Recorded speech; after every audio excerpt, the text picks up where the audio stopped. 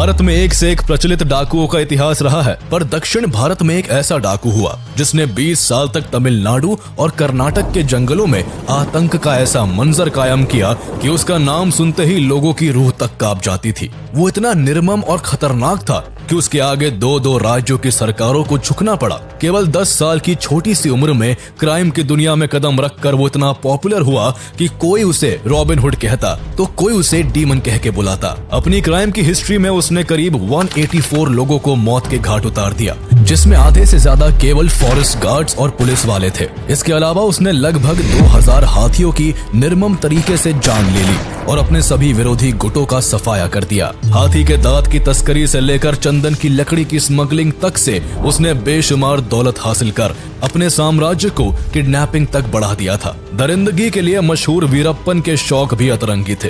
वो खूंखार दिखने के लिए न केवल लंबी लंबी मूछें रखता, बल्कि पुलिस अधिकारी को मारकर उनके सर से फुटबॉल भी खेला करता था। एक समय ऐसा आया कि उसने कन्नड़ सिनेमा के सुपरस्टार राजकुमार को किडनैप किया, तो कभी कर्नाटका के फॉर्मर मिनिस्टर नागप्पा को किडनैप कर उनकी दिन दहाड़े हत्या कर दी, जिससे पूरे भारत में सनसनी फैल गई। उसकी इस पॉपुलैरिटी और दरिंदगी से तंग आकर कर्नाटका एंड तमिलनाडु सरकार को उसे पकड़ने के लिए 5 करोड़ का इनाम घोषित करना पड़ा। फिर भी 20 सालों में 220 करोड़ खर्च करने के बावजूद भी पुलिस कभी उसे जिंदा नहीं पकड़ सकी। तो आइए जानते हैं कहानी भारत के most wanted criminal Koose Munusamy Veerappan की, जिसने पूरे दुनिया में अपराध का ऐसा डंका बजाया कि उसके मरने पर विदेशी मीडिया का शीर्षक था death of a demon. Koose Munusamy Veerappan का जन्म 18 जनवरी 1952 को कर्नाटका के गोपीनाथम गांव में एक तमिल परिवार में हुआ। वीरप्पन का परिवार चरवाहों का काम करता था, जिस कारण वीरप्पन का बचपन से ही जंगल में आना जाना होता रहा। उस पर सबसे ज्यादा इन्फ्लुएंस उसके चाचा सालवई गौंडर का था, जो एक कुख्यात शिकारी और चंदन तस्कर था। इसलिए बचपन से ही वीरप्पन आपराधिक घटनाओं को देखते हुए बड़ा हुआ, या यूं कहे कि अपराध उसे विरासत में मिला। आसपास के जंगलों में अपने चाचा की पहचान के कारण धीरे धीरे वीरप्पन की भी दोस्ती कई शिकारी ग्रुप से हो गई। जब भी वो जंगल जाता तो अक्सर शिकारियों को हाथियों का शिकार करते हुए बड़े गौर से देखता। धीरे धीरे करके वीरप्पन को भी हाथियों का शिकार करना और उनसे पैसे कमाने का काम अट्रैक्ट करने लगा। उस समय के मशहूर हाथी तस्कर मलयूर मम्माटियन से वीरप्पन सबसे ज्यादा प्रभावित हुआ और अपने मकसद में कामयाब होने के लिए छोटी सी उम्र में ही बंदूक चलाने की ट्रेनिंग लेने लगा। उस समय दक्षिण भारत के जंगलों में हाथियों का शिकार करना आम बात थी। हाथियों को मारकर उनके दांतों को महंगे दामों में बेचा जाता। वीरप्पन भी मात्र 10 साल की उम्र में शिकार के लिए मैदान में कूद पड़ा और कुछ ही दिनों में इस काम में इतनी महारत हासिल करी कि उसका नाम उस समय के सबसे बेहतरीन शूटरों में शामिल होने लगा। कई हाथियों की जान लेने के बाद वो 17 साल की उम्र में इंसानों का कत्ल भी करने लगा, जिसकी शुरुआत उसने जंगल के भीतर एक फॉरेस्ट गार्ड की हत्या करके की। शुरुआत में वो केवल अपने चाचा सालवई गौंडर के लिए काम करता था, लेकिन अपराध की दुनिया में बड़ा नाम कमाने के चक्कर में वो अपने चाचा से भी अलग हो गया और मात्र 18 साल की उम्र में एक शिकारियों के ग्रुप में शामिल होकर उसने धीरे धीरे अपना रुतबा बढ़ाना शुरू कर दिया। कुछ ही दिनों के अंदर उसने इस ग्रुप पर इस कदर पकड़ बना ली कि हर काम में वो अपने ग्रुप के हेड के बजाय खुद ही डील करने लगा। तस्करी के इस काम में बेशुमार पैसा था, इसलिए तेजी से वो फॉरेस्ट डिपार्टमेंट्स की नजरों में भी आने लगा था। धीरे धीरे करके वीरप्पन पहले से जंगल में पैठ बनाए पुराने तस्करों से भी आगे निकलता जा रहा था, इसलिए उन लोगों ने जल्द से जल्द वीरप्पन को अपने रास्ते से हटाने का फैसला कर लिया। अब जब भी वीरप्पन कोई डील करता, उसकी खबर पुलिस को लग जाती और उसे डील को बीच में ही छोड़कर जंगल भागना पड़ता था। पुलिस को ये सारी इन्फॉर्मेशन उसके कॉम्पिटिटर्स दे रहे थे, जिस वजह से उसकी दौलत और शोहरत तेजी से गिरने लगी। वीरप्पन को अपनी गिरती शोहरत जरा भी रास नहीं आ रही थी, इसलिए जो भी उसकी डील की मुखबिरी पुलिस को करता था, उसने उन सभी को चुन चुन कर मारना शुरू कर दिया। इसके बाद उसने अपने बीच आने वाले फॉरेस्ट गार्ड्स को भी मारना स्टार्ट कर दिया, जिससे उसका आतंक जंगल के बजाय अब आसपास के गांवों में भी फैलने लगा था। अब वीरप्पन जंगल में केवल अपना शासन और आतंक का साम्राज्य स्थापित करना चाहता था, इसलिए वो एक एक करके जंगल के बाकी सभी तस्कर गिरोहों को भी खत्म करने लगा। जैसे जैसे वो लोगों की मौत से अपने हाथ रंग रहा था, वैसे वैसे उसका रुतबा और उसकी शोहरत पड़ोसी राज्यों के जंगलों में भी बढ़ती जा रही थी। इस तरह तमिलनाडु और कर्नाटका के जंगलों के चप्पे चप्पे पर वीरप्पन का कंट्रोल हो गया। उसने इस दौरान अपनी गैंग में करीब 100 लोग जोड़ लिए थे, जो हाथियों को मारने के लिए किसी पानी वाले क्षेत्र में कई दिनों तक तैनात रहते, और जैसे ही कोई हाथी प्यास बुझाने वहां आता, वीरप्पन सीधा हाथी के सर के बीचों बीच गोली मारकर उसकी जान ले लेता। उसके इस काम में अड़ंगा डालने वाले सभी लोगों को उसने मार डाला, जिनमें पुलिस अधिकारी, वन अधिकारी और मुखबिरों की संख्या सबसे ज्यादा है। आइवरी के कारोबार से वीरप्पन ने खूब मोटा पैसा कमाया, लेकिन इस कमाई के लिए उसने करीब 2000 हाथियों को मार दिया था, जिस कारण जंगलों में हाथियों की घटती संख्या सरकार के लिए सरदर्द बनती जा रही थी। इसलिए तमिलनाडु और कर्नाटका की गवर्नमेंट ने जंगलों में फॉरेस्ट ऑफिसर्स की गश्ती को बढ़ाकर हाथी के दांत से बने प्रोडक्ट्स की बिक्री पर रोक लगा दी। हाथियों की घटती संख्या और गवर्नमेंट के इस एक्शन से वीरप्पन का बिजनेस ठप पड़ने लगा। इसलिए अब वो हाथी के दांत की तस्करी को छोड़कर चंदन की लकड़ी की स्मगलिंग करने लगा। उसने अपने जीवन काल में करीब 10,000 टन चंदन की लकड़ी काट कर बेची, जिसकी कीमत उस समय 2 अरब रुपए थी। भारत में चंदन की लकड़ी को काटना और उसे बेचना इल्लीगल और क्राइम है। इस पर हक केवल उस राज्य की सरकार का होता है, पर वीरप्पन इस पर अपना हक मानता था और इसकी तस्करी धड़ल्ले से कर रहा था। कर्नाटक और तमिलनाडु की सरकार कई सालों की कोशिश के बाद भी वीरप्पन को पकड़ने में कामयाब नहीं हो पा रही थी। कई फॉरेस्ट ऑफिसर्स वीरप्पन को पकड़ने तो गए, लेकिन वो खुद वीरप्पन के हाथों मारे जाते। इसलिए कर्नाटका गवर्नमेंट को एक ऐसे ऑफिसर की तलाश थी जो अपने काम में माहिर और ईमानदार हो। ऐसे ही एक IFS ऑफिसर थे, P. श्रीनिवास, जिन्हें कर्नाटका गवर्नमेंट साल 1983 में प्रमोट करके deputy conservator of forest DCF के पद पर कर्नाटका के चामराजनगर में तैनात करती है। इस पूरे एरिया में वीरप्पन का कब्जा था और आए दिन उसका नाम मीडिया की सुर्खियों में रहता था। इसलिए P. श्रीनिवास ने वीरप्पन को पकड़ने के लिए इस क्षेत्र में अपना नेटवर्क बनाना स्टार्ट कर दिया। 3 साल की कड़ी मेहनत और कई प्रयासों के बाद आखिरकार 1986 में उन्होंने बैंगलोर में चल रहे सार्क सम्मेलन के दौरान वीरप्पन को पकड़ लिया। पूछताछ के लिए वीरप्पन को बूदीपाड़ागा फॉरेस्ट रेस्ट हाउस लाया गया, जहां उसे कई दिनों तक रखकर पूछताछ की गई। पूछताछ में मिली जानकारी के बाद पुलिस ने कर्नाटक, तमिलनाडु और केरल में वीरप्पन के कई ठिकानों पर छापा मारकर चोरी की गई चंदन की लकड़ियों के कई बंडल्स बरामद किए। एक दिन P. श्रीनिवास ऐसे ही किसी छापेमारी के लिए बाहर गए हुए थे कि तभी उनकी अनुपस्थिति में वीरप्पन को वहां से भागने का सही मौका हाथ लगा और वो किसी तरह पुलिस को चकमा देकर वहां से भाग निकला। पुलिस से भाग निकलने के बाद साल 1987 में वीरप्पन और ज्यादा चर्चा में तब आ गया जब उसने चिदम्बरम नाम के एक फॉरेस्ट ऑफिसर को किडनैप कर बड़ी ही निर्दयता से उनकी हत्या कर दी। P. श्रीनिवास पहले ही वीरप्पन के भाग निकलने से उलझन में थे। वहीं इस घटना के बाद वो और भी ज्यादा ताकत के साथ वीरप्पन को दोबारा पकड़ने में जुट गए। P. श्रीनिवास ने इस बार वीरप्पन के गांव गोपीनाथम पर फोकस किया। इस गांव में पुलिस ने पहले भी काफी इंक्वायरी की थी।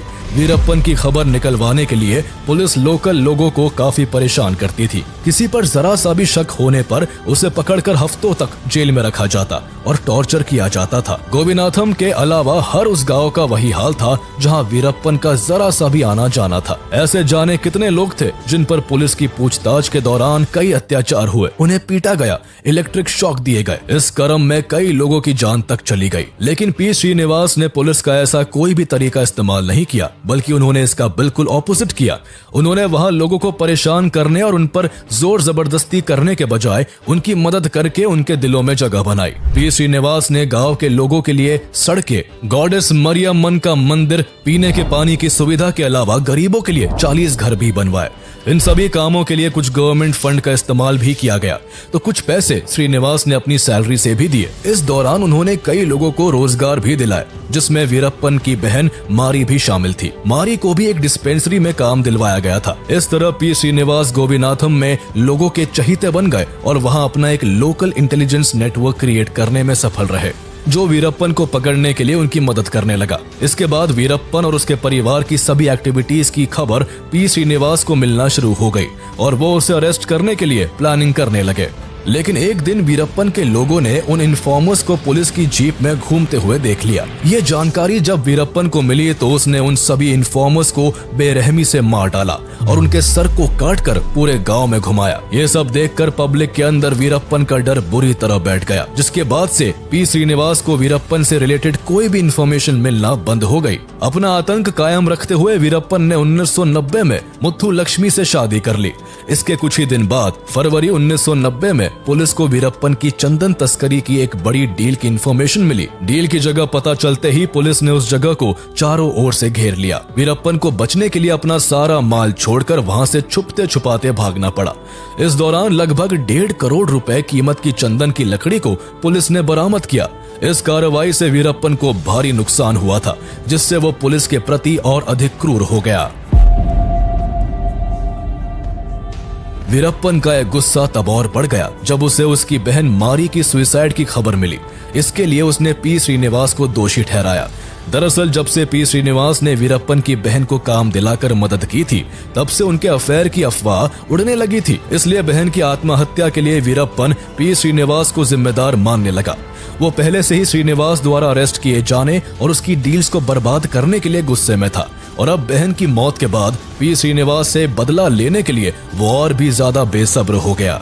कुछ वक्त बाद ही उसे अपना बदला लेने का अच्छा मौका दिखा। दरअसल जुलाई 1991 में पी श्रीनिवास का एसटीएफ में कार्यकाल समाप्त हो गया, जिसके बाद उन्हें मुहैया की गई सुरक्षा कम कर दी गई। सही मौका पाकर वीरप्पन ने पी श्रीनिवास के खिलाफ प्लानिंग करते हुए अपने छोटे भाई अर्जुनन के जरिए श्रीनिवास को संदेश भिजवाया कि वो सरेंडर करना चाहता है, लेकिन इसके लिए उन्हें अकेले उससे मिलने जंगल आना होगा। हालांकि ये सब वीरप्पन की चाल थी, पर पी श्रीनिवास इसमें फंस गए और वीरप्पन से मिलने अकेले ही जंगल की ओर निकल पड़े। उनके वहां पहुंचते ही वीरप्पन ने उन्हें बेरहमी से मार डाला। ऐसा माना जाता है कि वीरप्पन उनके सर को काटकर अपने साथियों के साथ फुटबॉल खेला करता था। इस तरह की निर्मम हत्या से पूरा देश दहल चुका था। उसकी दरिंदगी के किस्से देश के कोने कोने में मशहूर होने लगे थे। अकेले वीरप्पन ने 2 राज्यों की पुलिस की नाक में दम कर रखा था। जब भी दोनों में से किसी एक स्टेट की पुलिस कार्रवाई करती, वीरप्पन दूसरे स्टेट के जंगलों में जाकर छुप जाता था, जिससे पुलिस चाहकर भी उसे पकड़ नहीं पा रही थी। इसलिए कर्नाटक और तमिलनाडु की गवर्नमेंट ने मिलकर 1992 में एक joint special task force STF का गठन किया। वीरप्पन को पकड़ने की जिम्मेदारी इस फोर्स के जॉइंट चीफ वॉल्टर देवराम को दी गई। फरवरी 1992 में कर्नाटका टास्क फोर्स ने वीरप्पन के अड्डों पर कार्रवाई करते हुए उसके राइट हैंड गुरुनाथन को मार गिराया। इस पूरे ऑपरेशन में एसआई शकील अहमद की बड़ी भूमिका थी और उनकी बहादुरी के कारण ही ये संभव हो पाया था। इस घटना के बाद वीरप्पन चुप नहीं बैठा और 3 महीने बाद ही रामपुरा पुलिस स्टेशन पर हमला कर कई पुलिस कर्मियों को मारकर उनके हथियारों को लूट लिया। वीरप्पन इस तरह एक के बाद एक कई अटैक्स करता है, जिसके बाद एसटीएफ हरकत में आ जाती है और उसके सभी अड्डों के आसपास सघन तलाशी अभियान शुरू कर देती है, पर एसटीएफ को कुछ भी हाथ नहीं लगता। वहीं दूसरी तरफ वीरप्पन आइवरी की एक फेक डील की अफवाह फैलाता है, जिसके चलते 14 अगस्त 1992 को एसपी हरि कृष्ण और एसआई शकील अहमद अपनी टीम के साथ उसे पकड़ने के लिए जंगल पहुंच जाते हैं। यहाँ वीरप्पन प्लानिंग के तहत घात लगाकर उन पर हमला करता है, जिसमें एसपी हरि कृष्ण और एसआई शकील अहमद समेत 5 पुलिस कर्मियों की जान चली जाती है। वीरप्पन का पुलिस वालों पर कहर बरस रहा था। पुलिस उसे पकड़ने जाती है और खुद उसका शिकार हो जाती। वीरप्पन इस बार आईपीएस ऑफिसर के गोपाल कृष्णन को टारगेट करता है और 1993 में कोलातपुर गांव में पोस्टर लगाकर खुद को पकड़ने के लिए गोपाल कृष्णन को ललकारता है। इस खबर से पूरे इलाके में सनसनी फैल जाती है और गोपाल कृष्णन वीरप्पन के इस उकसावे में आकर उसे पकड़ने के लिए अपनी टीम के साथ जंगल निकल पड़ते हैं। उनके साथ 15 इन्फॉर्मर्स, 2 फॉरेस्ट गार्ड्स और 5 पुलिस वाले भी एक अन्य बस में सवार थे, जो उनके आगे आगे चल रहे थे। वीरप्पन भी उनकी हर गतिविधि पर नजर गड़ाए बैठा था और उसने पहले से ही रास्ते में लैंड माइन्स को बिछवा दिया था। जैसे ही बस पलार ब्रिज के पास पहुंचती है, बस को विस्फोट से उड़ा दिया जाता है। बस में सवार सभी 22 लोग मारे जाते हैं, लेकिन गोपाल कृष्णन दूसरे व्हीकल में होने के कारण बच जाते हैं। इस विस्फोट में वो गंभीर रूप से घायल होते हैं और उन्हें ठीक करने के लिए डॉक्टर्स को 9 सर्जरीज करनी पड़ती है। इस घटना के बाद पुलिस प्रशासन की साख पर गंभीर प्रश्न चिन्ह लग चुका था। इसलिए एसटीएफ ने अपनी ऑपरेशन को और तेज कर दिया और वीरप्पन के गांव में सघन तलाशी शुरू कर दी। इस दौरान मई 1993 में पुलिस उसके परिवार वालों से पूछताछ करती है और उसकी पत्नी मुथु लक्ष्मी को अपने पति का सहयोग करने के जुर्म में गिरफ्तार कर लेती है। हालांकि उसे कुछ दिनों के बाद छोड़ दिया जाता है। वीरप्पन की पत्नी को तो रिहा कर दिया गया, लेकिन इसी बीच तमिलनाडु गवर्नमेंट ने वीरप्पन और उसके गुट को पकड़ने के लिए एसटीएफ के साथ साथ बीएसएफ को भी जोड़ दिया। बीएसएफ ने जुलाई 1993 में फॉरेस्ट एरिया में ऑपरेशन करते हुए वीरप्पन के 19 साथियों को गिरफ्तार कर लिया। एक महीने बाद अगस्त 1993 में बीएसएफ और वीरप्पन की गैंग के बीच फिर से मुठभेड़ हुई, जिसमें वीरप्पन के 18 लोग मारे गए। वहीं इस दौरान बीएसएफ के 3 जवान भी शहीद हो गए। इसके बाद का क्रम कई सालों तक ऐसा ही चलता रहा। कभी पुलिस वीरप्पन के गैंग मेंबर्स को मार गिराती, तो कभी वीरप्पन पुलिस पर छुपके से हमला करके उन्हें अपना निशाना बनाता। पुलिस लाख कोशिशों के बाद भी वीरप्पन को पकड़ना तो दूर, उसको छू तक भी नहीं पा रही थी। जंगल में उसने एक ऐसा साम्राज्य स्थापित कर लिया था जिसे 2 राज्यों की पुलिस मिलकर भी नहीं गिरा पा रही थी। अब वीरप्पन ढेर सारे पैसों और अपने रसूख का इस्तेमाल करके पॉलिटिकल फेवर पाने के लिए उनसे अपना संपर्क बढ़ाने लगा। इसी चाहत में उसने वन अधिकारियों और चर्चित लोगों को अगवा कर उन्हें रिहा करने के बदले अपनी बात मनमाना शुरू कर दिया। 13 जुलाई 1997 में वीरप्पन ने बुरुड़े जंगलों में 10 फॉरेस्ट ऑफिसर्स को किडनैप कर लिया और उन्हें रिहा करने के बदले में सरकार से ऑफिशियल स्टेटमेंट के जरिए माफी की मांग की। हालांकि सरकार ने वीरप्पन से बातचीत के जरिए उन सभी को 7 हफ्तों के बाद रिहा करवा लिया। इसके कुछ ही महीने बाद 8 अक्टूबर 1997 को वीरप्पन की गैंग ने 2 वाइल्ड लाइफ फिल्म मेकर्स कृपाकर और सेनानी को किडनैप कर लिया, जो जंगल में कुछ शूट करने गए हुए थे। वीरप्पन को उनकी बात का विश्वास नहीं हुआ। उन्हें लगा कि वो दोनों पुलिस के इन्फॉर्मर्स है, इसलिए उसने 10 दिनों तक उन्हें अपने पास रखा और फिर जब उसका शक दूर हो गया तो उसने दोनों को छोड़ दिया। आगे चलकर दोनों ने वीरप्पन के बारे में काफी कुछ शेयर किया। उन दोनों के अनुसार वीरप्पन को वाइल्ड लाइफ बहुत पसंद थी और जंगलों में सालों से रहने के कारण वो किसी भी जानवर को उसकी आहट से पहचान लेता और कई जानवरों की आवाजें भी निकाल लेता था। इसके अलावा समय समय पर वो अपने क्राइम की ऑडियो और वीडियो रिकॉर्ड करवाकर बाहर भेजता, जिससे उसके आतंक का कहर कायम रहे। वीरप्पन वो खूंखार डकैत और तस्कर था जो गुनाह किए बिना रह नहीं सकता था। उसे मानो कोई ना कोई अपराध करने का चाव लगा हुआ था। वो अपने क्राइम्स के जरिए सुर्खियों में बना रहना चाहता था। इसलिए साल 2000 में वीरप्पन ने दक्षिण भारत के मशहूर फिल्म अभिनेता राजकुमार को उनके ही घर से किडनैप करके पूरे भारत में सनसनी मचा दी। इस किडनैपिंग ने जहां लोगों को हैरान कर दिया, तो वहीं कर्नाटका गवर्नमेंट पर प्रेशर बढ़ गया था और गवर्नमेंट को वीरप्पन की कई मांगों को मानने पर मजबूर होना पड़ा। राजकुमार को छुड़ाने के लिए हुए नेगोशिएशन में तमिल मैगजीन नक्खीरन के एडिटर आर गोपाल ने बड़ी भूमिका निभाई थी। उन्होंने वीरप्पन के साथ कई दौर की बातचीत की, जिसमें उसने अपनी कई डिमांड्स को सामने रखा। वीरप्पन ने तमिलनाडु और कर्नाटक में चल रहे कावेरी वाटर डिस्प्यूट पर तमिलनाडु के लिए जस्टिस की मांग की। साथ ही उसने तमिल को कर्नाटक की सेकंड लैंग्वेज बनाने की बात भी रखी। इसके अलावा उसने अपने कई साथियों को तमिलनाडु और कर्नाटका की जेलों से रिलीज करने और 1000 करोड़ की फिरौती देने का भी दबाव बनाया। वीरप्पन की 10 से ज्यादा डिमांड्स में कुछ डिमांड ऐसी भी थी जिन्हें आज तक पब्लिक नहीं किया गया। उस समय ये मामला इतना हाई प्रोफाइल और चर्चित था कि कर्नाटका के चीफ मिनिस्टर एस.एम. कृष्णा को तमिलनाडु का दौरा करना पड़ा और वीरप्पन की मांगों को लेकर वहां के चीफ मिनिस्टर एम. करुणानिधि से बातचीत करनी पड़ी। काफी मशक्कत के बाद आखिरकार 108 दिनों के बाद राजकुमार को रिहा कराया जा सका। बाद में उस समय कर्नाटक के डीजीपी रहे सी दिनाकर ने अपनी किताब वीरप्पन्स प्राइस कैच राजकुमार में दावा किया कि राजकुमार को रिलीज करवाने के लिए कर्नाटक सरकार को 20 करोड़ रुपए वीरप्पन को देने पड़े थे। हालांकि राजकुमार के परिवार ने इसे मानने से इनकार कर दिया। इसके पीछे सच्चाई चाहे जो भी हो, लेकिन वीरप्पन का मशहूर लोगों को किडनैप करना अभी थमा नहीं था। राजकुमार की घटना के करीब 2 साल बाद 25 अगस्त 2002 को वीरप्पन ने कर्नाटका के फॉर्मर मिनिस्टर एच. नागप्पा को उनके गांव कामगेरे से किडनैप कर लिया। नागप्पा 1996 से 1999 तक कर्नाटका के एग्रीकल्चर मार्केटिंग मिनिस्टर रह चुके थे। उन्हें अगवा करके एक बार फिर वीरप्पन ने पुलिस की रातों की नींद उड़ा दी। नागप्पा को रिलीज करवाने के लिए कर्नाटक और तमिलनाडु की जॉइंट स्पेशल टास्क फोर्स को केरल पुलिस के साथ काम करना पड़ा। इस बार सरकार ने नेगोशिएशन ना करके नागप्पा को छुड़ाने के लिए पुलिसिया कार्रवाई करने का निर्णय लिया, लेकिन पुलिस की प्लानिंग बुरी तरह से फेल रही। ना तो नागप्पा को छुड़ाया जा सका